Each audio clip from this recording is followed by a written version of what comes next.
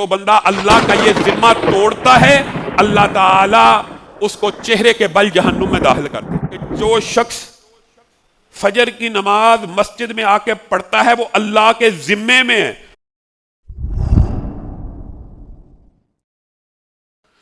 حضرت میثم ہے ایک رسول اللہ کے صحابی. حضرت میثم بیان کرتے ہیں کہ جو بندہ فجر کی نماز باجماعت ادا کرنے کے لیے آتا ہے سب سے پہلے، یہ اس کی فضیلت ہے، یہ لوگ کم ہیں معاشرے میں، فجر کی نماز سب سے پہلے جو ادا کرنے کے لیے آتا ہے اللہ تعالیٰ اسے ایک خصوصی پروٹوکول سے نوازتے ہیں. کون کہہ رہے ہیں؟ حضرت میثم.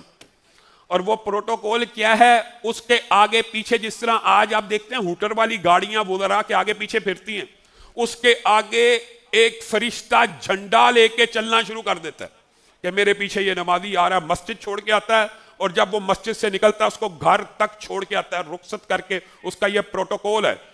اور جب کوئی صحابی رسول غیبی امور کے بارے میں، جنت جہنم، ثواب کے بارے میں، غیبی امور کے بارے میں کوئی بات کرتے ہیں تو لا محالہ اس حدیث کو، یہ ہوتی حدیث موقوف ہے لیکن یہ حدیث حکماً مرفوع ہوتی ہے کہ انہوں نے یہ بات کس سے سنی ہے؟ رسول اللہ صلی اللہ علیہ وسلم سے. صرف یہ کہنا بھول گئے کہ ہمیں رسول اللہ صلی اللہ علیہ وسلم نے بتایا، بس یہ حکماً مرفوع ہے، یہ حدیث سے صحیح ہوتی ہے. اسی لیے رسول اللہ صلی اللہ علیہ وسلم، بتائیے یہ فضائل جو فجر کی نماز کے ساتھ خاص ہیں یہ اسی کو ملنے ہیں جس نے فجر کی نماز باجماعت مسجد آ کے پڑھنی ہے.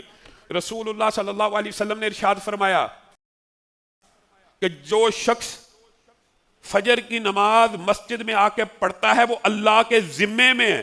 اور ذمے کا ترجمہ ہم پچھلے دنوں کر چکے ہیں. اگر زندہ رہے گا رزق دیا جائے گا، اگر مرے گا تو جنت میں داخل ہو جائے گا، زندہ رہے گا تو اطمینان اور سکون کے ساتھ وغیرہ وغیرہ. اللہ کے ذمے میں جو بندہ فجر کی نماز پڑھتا ہے. لیکن ساتھ ایک تنبیہ بھی ہے، یہ حدیث تو ہم نے سنی ہوئی ہے کہ جو بندہ فجر کی نماز پڑھتا ہے وہ اللہ کے ذمے میں ہے. لیکن یہ حدیث نہیں پڑھی کہ جو بندہ اللہ کا یہ ذمہ توڑتا ہے اللہ تعالیٰ اس کو چہرے کے بل جہنم میں داخل کر دیں گے. فجر کی نماز، فجر کی نماز جو یہ ذمہ اللہ کا توڑے گا اللہ تعالیٰ اس کو آگ میں ڈال دیں گے. یہ باتیں ہم نہیں دیکھتے اور نہ سمجھتے ہیں. رسول اللہ صلی اللہ علیہ وسلم نے اسی لیے ارشاد فرمایا کہ جو بندہ فجر کی نماز باجماعت ادا کرتا ہے اور اس کے بعد اللہ رب العزت کا ذکر کرنے کے لیے بیٹھ جاتا ہے اور ذکر کرتا رہتا ہے یہاں تک کہ سورج طلوع ہو جاتا ہے. اور جس وقت سورج طلوع ہو جائے اس وقت وہ کیا کرتا ہے؟ 2 رکعت نماز کو ادا کرتا ہے. یہ جو اشراق کی نماز ہے، ضحیٰ کی نماز ہے، چاشت کی نماز ہے، یہ ساری ایک ہی نماز ہے. صلاۃ جس کو اوابین کی نماز کہا جاتا ہے، یہ چاروں کے چاروں نام ایک ہی نماز کے ہیں. صرف ناموں کا فرق ان کے وقت کی ادائیگی کے ساتھ خاص ہے کہ جس نے فوراً صبح پڑھ لی اشراق ہے، جس نے کچھ لیٹ کر کے پڑھی وہ ضحیٰ ہے، چاشت ہے. یعنی سورج کی جو مختلف مقامات ہیں ان کے مطابق جو 2 رکعتیں پڑھ رہا ہے یہ ان کے نام فرق ہیں لیکن ایک ہی نماز ہے. اس کی بھی 8 رکعتیں ہیں جیسے تہجد کی 8 رکعتیں ہیں، لیکن 2 پڑھنے سے ادا ہو جاتی ہے جیسے تہجد، وہی نفلی نماز ہے. یہ جو 2 رکعتیں ہیں بندہ فجر کی نماز کے بعد بیٹھے اور سورج نکلنے تک اللہ کے ذکر میں مشغول رہے. اس کے اندر وضو بنانے کے لیے جانا، السلام کہنا، بات چیت میں بھی ممانعت نہیں ہے اگر دینی بات ہو رہی ہے. 3-4 افراد بیٹھ کے ایک معمول بنا لے کہ ہم نے یہ اتنے بجے تک لازمی ہفتے میں 1 دن 2 دن بیٹھنا جائز ہے، درست ہے. اللہ کی باتیں کریں، رسول اللہ کی باتیں کریں، کاروبار کے علاوہ جو مرضی بات کریں، یہ بھی اجازت ہے.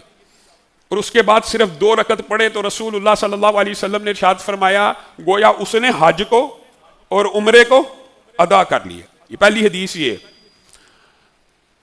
اب آپ مجھے بتائیں جو نماز فجر باجماعت پڑھے گا وہی اس فضیلت کو حاصل کر سکتا ہے نا. اور یہ مردوں کے لیے ہے اور یہ تمام کے تمام فضائل عورتوں کے لیے گھر بیٹھے ہیں. عورت نے صرف وقت مقررہ پر پڑھنی ہے، چاہے اپنے گھر میں پڑھ لے. اور عورتوں کا جو مسجدوں میں آنا ہے اس کے اوپر کسی مرد کو کوئی اعتراض نہیں ہونا چاہیے. اور عورتوں کو مسجدوں میں آنے کی عام نمازوں میں بھی اجازت ہے. رسول اللہ کے دور میں عام نمازوں میں بھی آیا کرتی تھی. ہمارے ہاں رمضان کے رمضان تو آتی ہیں اور تراویح پڑھتی ہیں، اچھی بات ہے، پڑھنی چاہیے. لیکن عام نمازوں میں بھی اجازت ہے کہ وہ باجماعت نماز کو ادا کرنے کے لیے آ سکتی ہیں. لیکن ان کے لیے تمام کے تمام فضائل گھر بیٹھے ہیں. پہلی بات حج و عمرے کا ثواب ہے. دوسری حدیث کے جو الفاظ ہیں اس کے اندر رسول اللہ صلی اللہ علیہ وسلم کا اضافہ ہے. جس نے 2 رکعت پڑھی ہے نماز، فجر کی نماز کے بعد بیٹھا رہا، ذکر کیا، کوئی دنیاوی امور میں مبتلا نہ ہوا اور 2 رکعتوں کو ادا کیا، اس کو پورے کے پورے حج کا اور عمرے کا ثواب ہے. پورے کے پورے حج اور عمرے کا ثواب ہے، تاکہ کسی بندے کو شک اور شبہ نہ رہے کہ حج و عمرے کا ثواب ہے. نارمل بات کی، یہاں پہ رسول اللہ صلی اللہ علیہ وسلم نے پورے کے پورے کا ذکر کیا. اور تیسری حدیث میں یہ لفظ کہے ایسے حج اور عمرے کا ثواب ہے جو اللہ رب العزت نے قبول فرما لیا. 3 حدیثیں، حج عمرے کا ثواب، پورے کے پورے حج عمرے کا ثواب، اور مقبول حج عمرے کا ثواب. مقبول. اور چوتھی حدیث اس بارے میں یہ ہے کہ رسول اللہ صلی اللہ علیہ وسلم نے فرمایا مجھے یہ پسند ہے، یہ رسول اللہ کہہ رہے ہیں کہ میں کسی ایسی قوم کے ساتھ بیٹھوں جو اللہ کا ذکر کر رہی ہے نماز فجر کے بعد.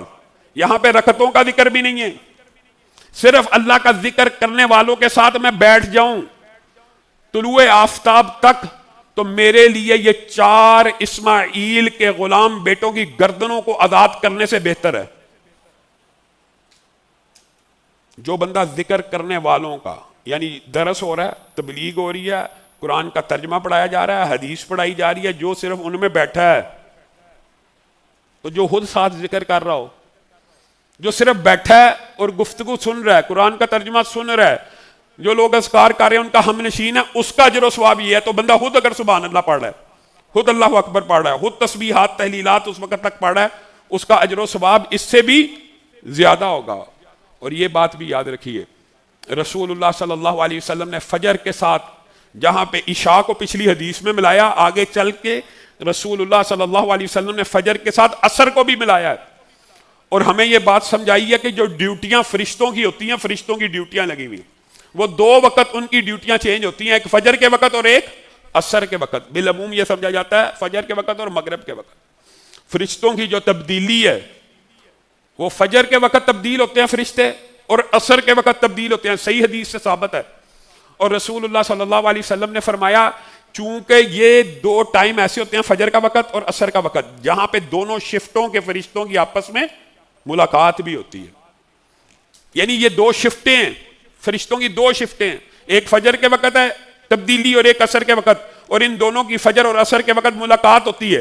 اور اللہ تعالیٰ کے پاس جب یہ شفٹیں پہنچتی ہیں اور واپس آتی ہیں، ان سے سوال کیا جاتا ہے ہاں جی میرے بندے کو کس حال میں چھوڑ کے آئے ہو؟ وہ کہتے ہیں جب ہم آئے تھے تو وہ نماز کے لیے جا رہا تھا یا نماز کے لیے کھڑا تھا. جب دوسری شفٹ آتی ہے اس سے پوچھا جاتا ہے کس حال میں تھے؟ کہا جب ہم آئے تو نماز کے لیے کھڑا تھا. کیونکہ یہ 2 ٹائموں پہ دونوں شفٹیں حاضر ہیں، تو دونوں شفٹوں سے جب بھی پوچھا جائے گا تو یہی کہیں گے جس وقت چھوڑا ہے اس وقت حالت نماز میں تھے. یہ جملہ انسان کو ان کی عظمت کو یاد دلانے کے لیے کافی ہے. لیکن آگے ایک جملہ جو فرشتے بولتے ہیں، اور وہ جملہ اللہ نے انہیں سکھایا ہے. وہ کہتے ہیں اے اللہ، یہ تیرا اتنا قیمتی بندہ ہے کہ جب بھی ہم اسے چھوڑ کے آتے ہیں یہ تیرے سامنے نماز کے لیے کھڑا ہوتا ہے. اے اللہ، قیامت کے دن اس کے سارے گناہوں کو معاف کر دینا. کو جو 2 مرتبہ دیدار ہونا ہے، ایک فجر کے وقت ہونا ہے، ایک عصر کے وقت ہونا ہے.